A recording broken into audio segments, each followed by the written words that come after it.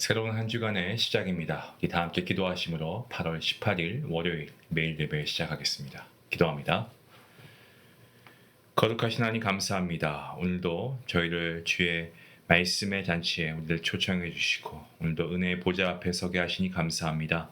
이 시간 우리의 각자의 마음을 주님께 온전히 드리길 원합니다. 이 시간 우리의 심령을 열어주시고 하나님의 임재를 사모하며 나아가는 주의 모든 백성들 가운데 하나님께서 말씀의 은혜와 축복을 더하여 주시옵소서. 세상에 살면서 염려가 있었습니다.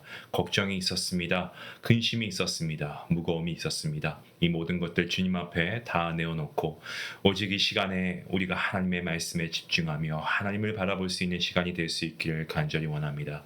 주님, 우리의 눈을 열어주시옵시고 주님의 영광을 보는 시간 되게 허락하시고 우리의 마음을 열어주시고 하나님의 음성을 듣는 시간 되게 허락하여 주시옵소서.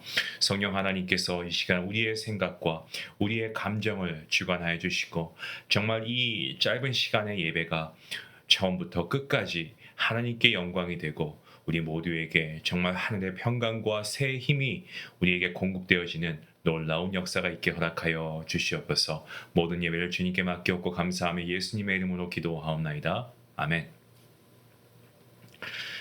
네, 우리 함께 찬송가 424장 함께 하시겠습니다.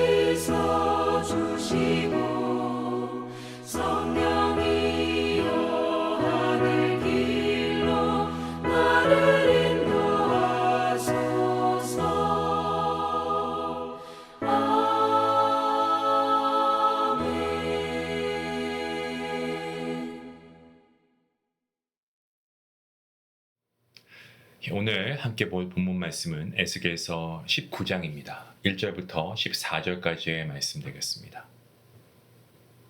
우리 함께 한 목소리로 말씀을 읽도록 하겠습니다. 너는 이스라엘 고관들을 위하여 애가를 지어 부를지어다. 내 어머니는 무엇이냐? 암사자라. 그가 사자들 가운데 엎드려 젊은 사자 중에서 그 새끼를 기르는데 그 새끼 하나를 키우매 젊은 사자가 되어 먹이 물어뜯기를 배워 사람을 삼키매 이방이 듣고 함정으로 그를 잡아 갈고리로 꿰어 끌고 애굽 땅으로 간지라. 암사자가 기다리다가 소망이 끊어진 줄을 알고 그 새끼 하나를 또 골라 젊은 사자로 키웠더니 젊은 사자가 되매 여러 사자 가운데에 왕래하며 먹이 물어뜯기를 배워 사람을 삼키며 그의 궁궐들을 헐고 성읍들을 부수니 그 우는 소리로 말미암아 땅과 그 안에 가득한 것이 황폐한지라. 이방이 포위하고 있는 지방에서 그를 치러 와서 그의 위에 그물을 치고 함정에 잡아 우리에 넣고 갈고리를 꿰어 끌고 바벨론 왕에게 이르렀더니 그를 옥에 가두어 그 소리가 다시 이스라엘 산에 들리지 아니하게 하려 함이라. 내 피의 어머니는 물가에 심겨진 포도나무 같아서 물이 많으므로 열매가 많고 가지가 무성하며 그 가지들은 강하여 권세 잡은 자의 규가 될 만한데 그 하나의 키가 굵은 가지 가운데에서 높았으며 많은 가지 가운데에서 뛰어나 보이다가 분노 중에 뽑혀서 땅에 던짐을 당하매 그 열매는 동풍에 마르고 그 강한 가지들은 꺾이고 말라 불에 탔더니 이제는 광야 메마르고 가물이 든 땅에 심어진 바 되고 불이 그 가지 중 하나에서부터 나와 그 열매를 태우니 권세 잡은 자의 규가 될 만한 강한 가지가 없도다 하라. 이것이 애가라. 후에도 애가가 되리라. 아멘. 앞서 에스겔 17장에서 하나님께서는 멸망으로 치닫고 있는 이 남유다의 상황을 독수리와 그리고 포도나무의 비유로 설명하셨습니다. 오늘 저희가 읽은 본문 19장 여기에서는 같은 역사적 배경을 가지고 사자와 그리고 포도나무의 이야기로 재차 말씀하고 계십니다.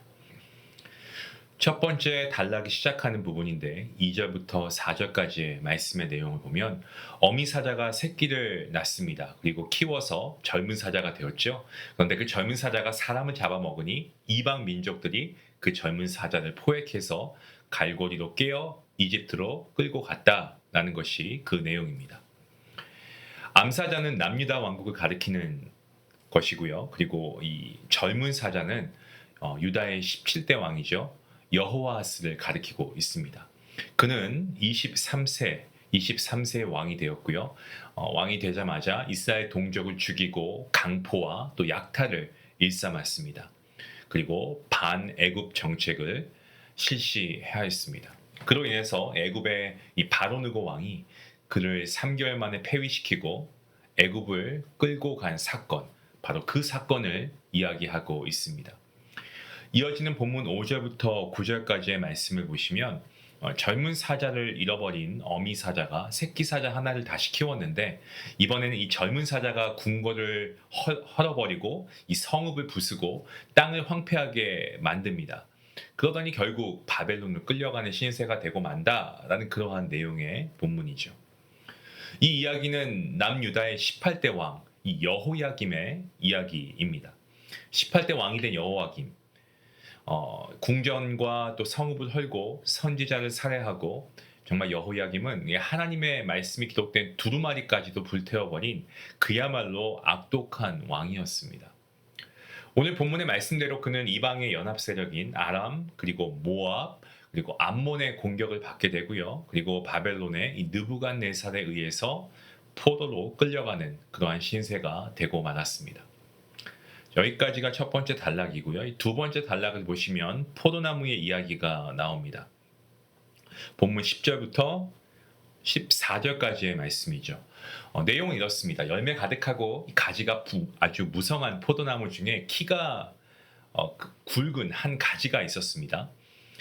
이 가지는 임금의 통치 지팡이로서 쓰일만한 어떤 그러한 용도로 쓰일만한 가지였는데 오히려 분노 가운데 뽑힘을 당하고 던져지고 포도나무의 무성한 열매와 가지가 모두 말라서 불에 타버린다라는 그러한 내용의 말씀입니다.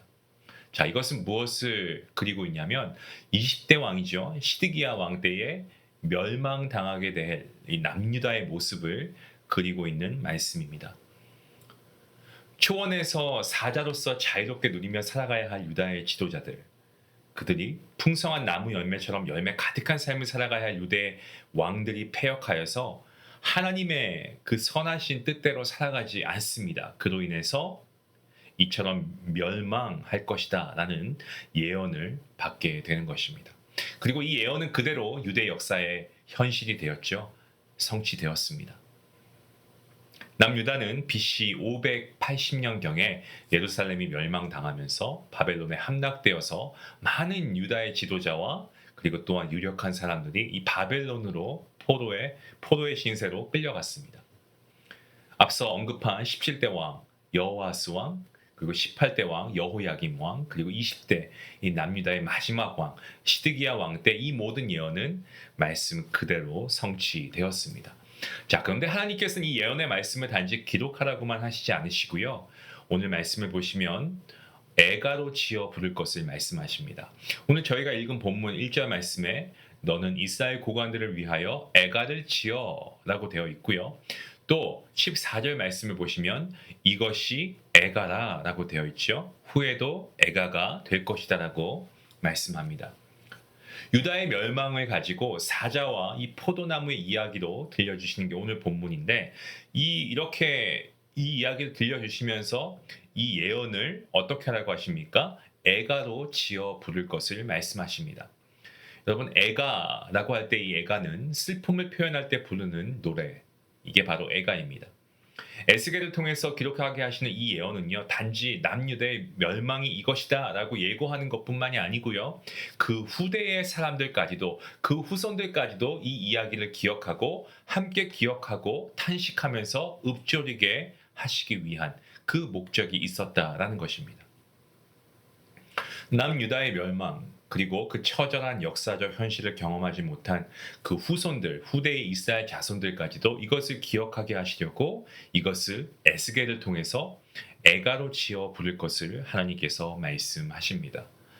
이 일을 과거의 사건으로만 전해 듣게 되는 이스라엘 지도자들 위해서 그리고 이후에 이스라엘 백성과 그리고 이스라엘의 그 후대, 후손들, 이들의 믿음의 후손들을 위해서 하나님께서는 애가로 지어서 탄식하면서 읊조리게 하셨다라는 것입니다.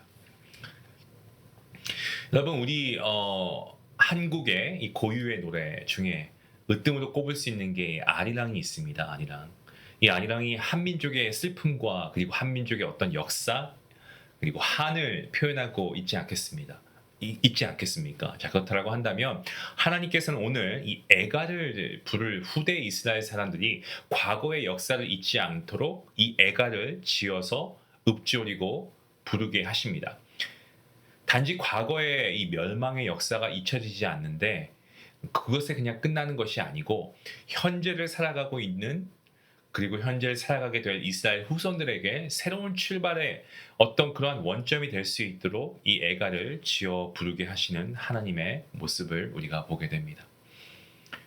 성도 여러분, 이스라엘 사람들이 이 애가를 부르면서 유다의 멸망을 가슴에 새기고 그리고 새로운 역사를 만들어 보겠다라는 각오를 새기지 않았습니까? 그렇다면 오늘 저와 여러분이 우리의 가슴에 새기며 부를 우리의 애가는 무엇이겠습니까? 우리를 위해서 멸망과 사망의 길, 고통과 모욕의 길, 그리고 버려짐과 수치의 길로 나아가신 우리 주 예수 그리스도의 십자가가 오늘 우리가 불러야 할 애가가 아니겠습니까? 십자가의 역사적 사건은요, 단지 한 개인의 슬픔과 치욕의 사건으로서 끝나는 것이 아니죠. 오늘 저와 여러분의 심령과 인생 속에 기억되어지고 새겨져야 합니다. 그렇게 할 때에 새로운 하나님의 자녀로서의 출발점이 될 수 있도록 하시기 위해서 우리를 위해 행하신 놀라운 기적의 역사인 것이죠. 이 십자가 우리가 노래해야 하지 않겠습니까? 그러기에 우리가 부르는 단지 이 애가가 단지 어떤 십자가의 사건을 우리가 그냥 슬퍼하는 그런 애가가 아니었으면 좋겠습니다. 이 십자가의 사건을 통하여서 슬픔으로 끝난 것이 아닙니다. 우리 주님께서는 십자가에서 보혈흘리시고 우리의 죄를 다 사하셨습니다.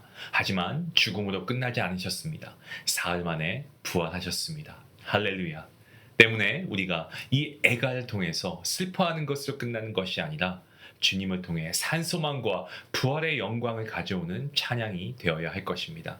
십자가를 읊조리는 이 십자가의 산소망을 가지고 함께 기쁨으로 소망을 가지고 읊조리는 오늘 우리 모두가 되기를 간절히 기도합니다. 기도하시겠습니다. 거룩하신 하나님 감사합니다. 오늘도 귀한 말씀의 은혜를 우리에게 허락하시니 감사합니다. 에스겔에게 남유다의 멸망의 역사를 애가로 지어 부르게 하신 하나님, 정말 매일마다 기억해야 할 십자가 사건이 우리의 삶 속에 읊조려지는 그런 하루가 될 수 있기를 원합니다. 나와 내 개인과 가족 또 우리의 자녀에게까지 영원토록 기억되는 애가로 십자가 사건이 되새겨지는 우리 모든 성도들 되게 허락하여 주시옵소서. 오늘 하루의 매일의 삶 가운데 매 순간 가운데 슬픔과 탄식의 애가를 부르며 내 자신이 죽고 내 욕망이 죽고 내 욕심이 죽음으로 정말 참 예수 그리스도의 부활의 새 생명으로 충만한 하루가 되게 허락하여 주시옵소서. 우리의 산소망 되신 우리 주 예수 그리스도의 이름으로 감사하며 기도하옵나이다. 아멘. 오늘 말씀을 생각하시면서 십자가를 날마다 우리가 기억하며 그 은혜 합당한 삶을 살아가는 저와 여러분 모두가 될 수 있기 원합니다. 우리 말씀 생각하시면서 함께 기도하시겠습니다.